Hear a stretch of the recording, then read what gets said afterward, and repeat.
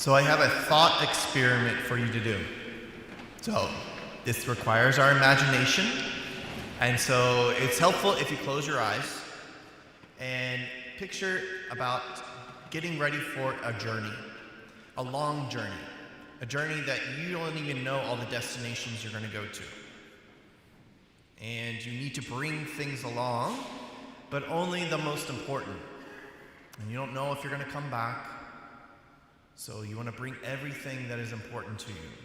And you can imagine, with your imagination, that these things, including people, you could shrink down and carry with you.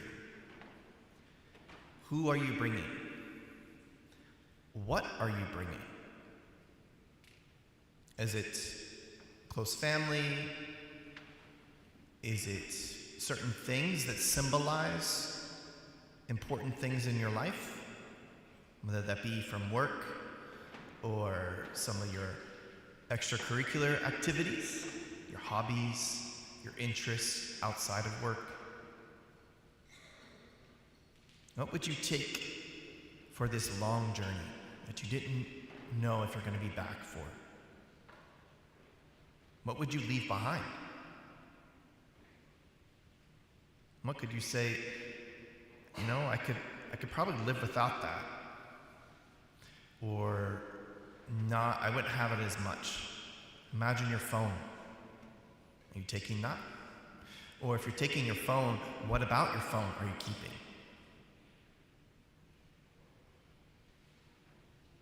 What about your phone are you not taking with you? What about those areas of life that are challenging? Are you leaving them behind? Or are you taking them with you?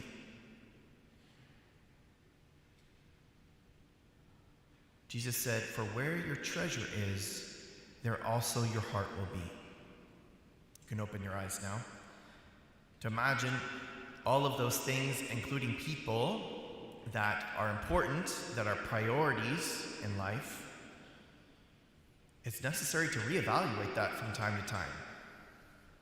Because I could also do a thought experiment about how does that ideal actually appear in life, in the reality?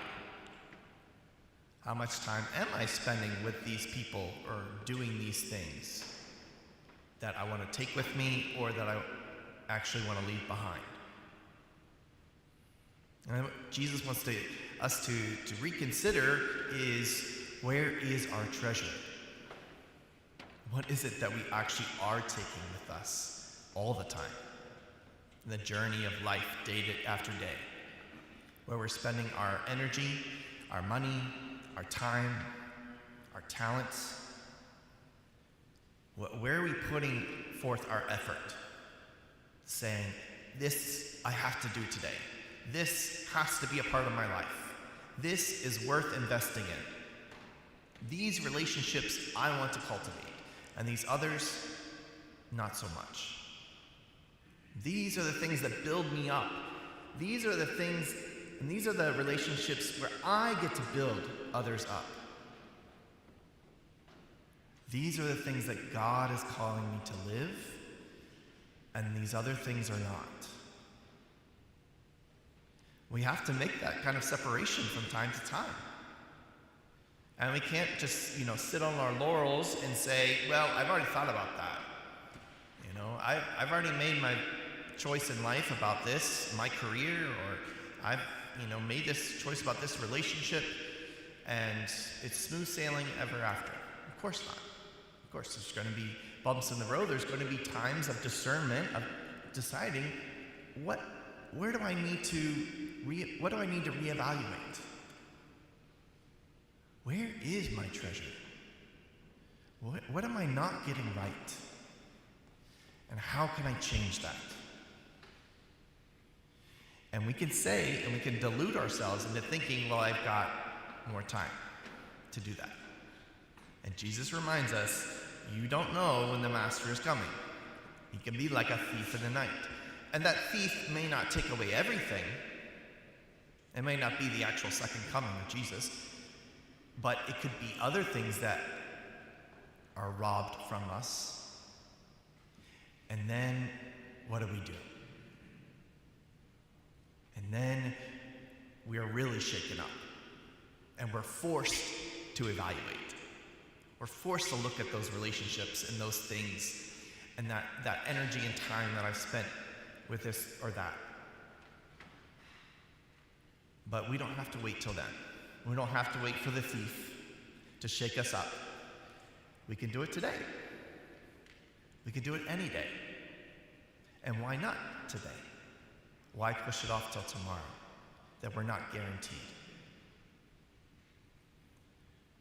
And it's not supposed to be an exercise and evaluation that depresses us and makes us feel helpless, that we're being controlled by these circumstances and these relationships and these things in our life, and we're just at the whim of them. And we just have to go along to survive. We can think that way, but we don't have to think that way. We don't have to just go along. We do get to make choices. We don't get to make choices about everything. We don't get to decide how other people live and what other choices that they make. But we get to decide what we get to do with our time. How we spend time with our children. How we spend time with our parents. How we spend time with our work.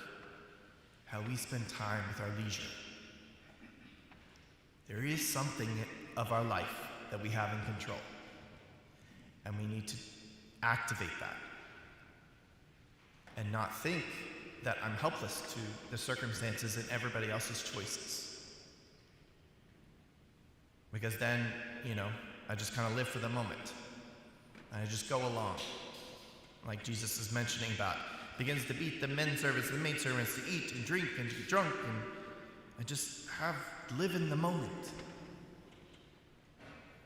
Not really living in the moment. It's not living in the present moment. It's living without really thinking. But if we can take stock of where we are, and this is a good time, the beginning of a school year, when routines get back in place, to kind of look at that. What am I going to start doing this school year that's going to be a little bit different? What do I need to readjust?